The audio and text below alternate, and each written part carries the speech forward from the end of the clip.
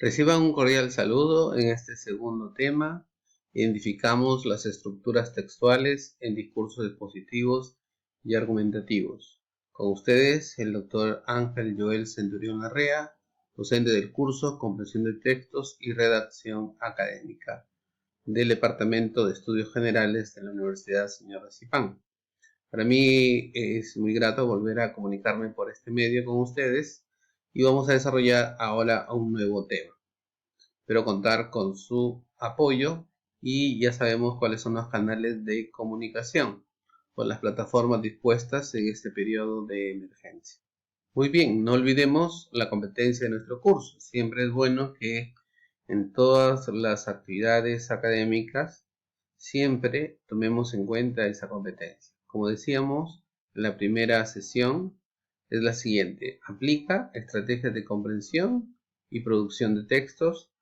¿Para qué? Para desarrollar un pensamiento crítico reflexivo con eficiencia en contextos y situaciones auténticas de comunicación a través de textos expositivos y argumentativos. Miren, justo esto tiene relación con el tema de esta sesión.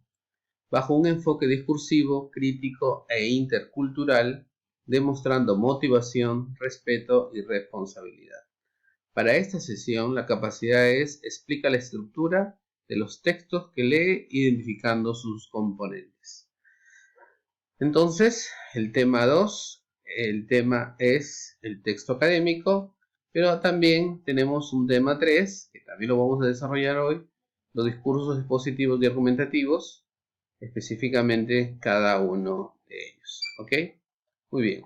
Entonces, ¿cuál es el propósito del curso? También se mantiene, porque es del curso. Contribuir al desarrollo de habilidades que le permitan al estudiante comunicarse de manera oral y escrita en el ámbito académico. Los objetivos vamos a proponerlos como preguntas. ¿Cuáles son las características del texto académico y cuáles son los rasgos propios del discurso expositivo y del discurso argumentativo? ¿Ok?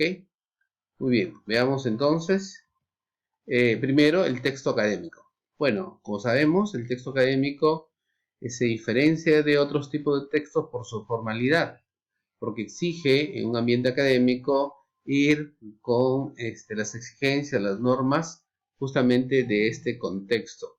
Por ejemplo, habrán escuchado ustedes de las famosas normas APA que se usan para referenciar, ¿no?, y respetar los derechos de autor de ciertas personas a quienes tomamos en cuenta en nuestros propios discursos para secundar nuestras ideas o para sustentar la de otros, ¿no? Entonces, el texto académico podríamos decir, como lo dice en esta gráfica, que son textos relacionados con la elaboración y transmisión del saber, ¿no? Como sabemos, la universidad está muy ligada con la ciencia.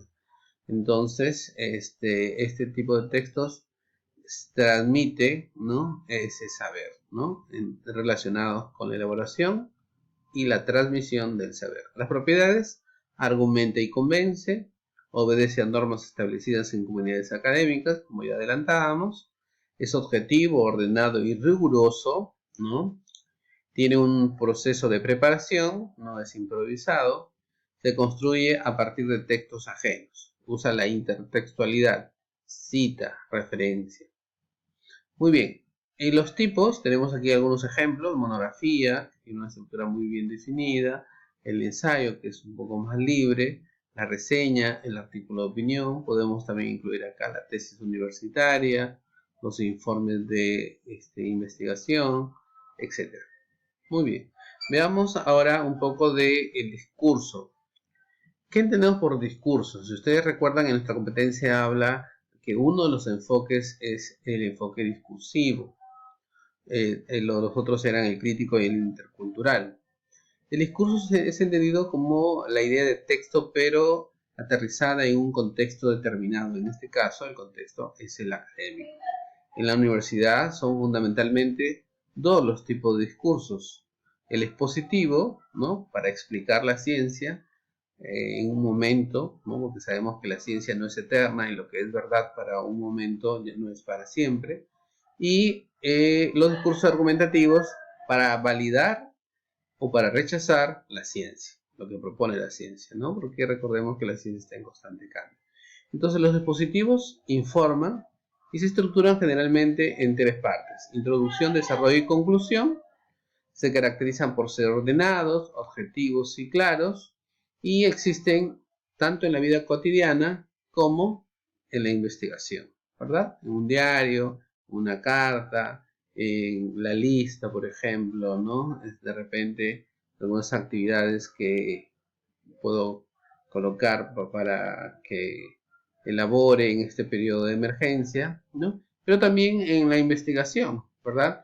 Uno de ellos, por ejemplo, podríamos hablar de la monografía. Y los argumentativos, ¿no? Que tienen la finalidad de validar o rechazar la ciencia, como decíamos, y se centra más que informar en persuadir, ¿no? Tienen también tres partes: presentación de la hipótesis, el cuerpo de los argumentos, donde está la defensa de esa hipótesis, y la derivación de las conclusiones, producto de ese sustento. Y se distingue por su subjetividad, dado que es un planteamiento personal del autor. Se usan también en lo cotidiano, cuando por ejemplo queremos sustentar el por qué no debe de salir nadie, ¿no?, de casa ante este problema de la emergencia, o en lo académico, por ejemplo, un ensayo argumentativo, ¿no?, la sustentación de una tesis de grado, etc. Muy bien. Es muy importante ya ir ligando esta información con en la producción. Recordemos que la secuencia que exige un producto acreditable final del curso implica que poco a poco vayamos elaborándolo, ¿no? Entonces tenemos la producción de textos como una visualización inicial de lo que se va a ir trabajando respecto al ensayo. Entonces, la producción, como sabemos, es una manifestación contextualizada de la actividad lingüística humana. Es producir lenguaje, es producir información, argumentos, dependiendo de cuál es la intención que persigue. Las etapas, que me parece están muy bien determinadas: primero hay una planeación o preescritura, luego viene la textualización y finalmente la revisión o posescritura, ¿no?, lo que algunos llaman la edición. Entonces, ¿cuáles serían las características? El énfasis en el tema, los contenidos derivados de otros textos, el destinatario, que en este caso es el docente, dado que estamos hablando de un ambiente académico, y el registro formal, ¿sí? Un cuidado, por ejemplo, a las normas de ortografía, a los sistemas normativos de investigación, como ya habíamos referenciado.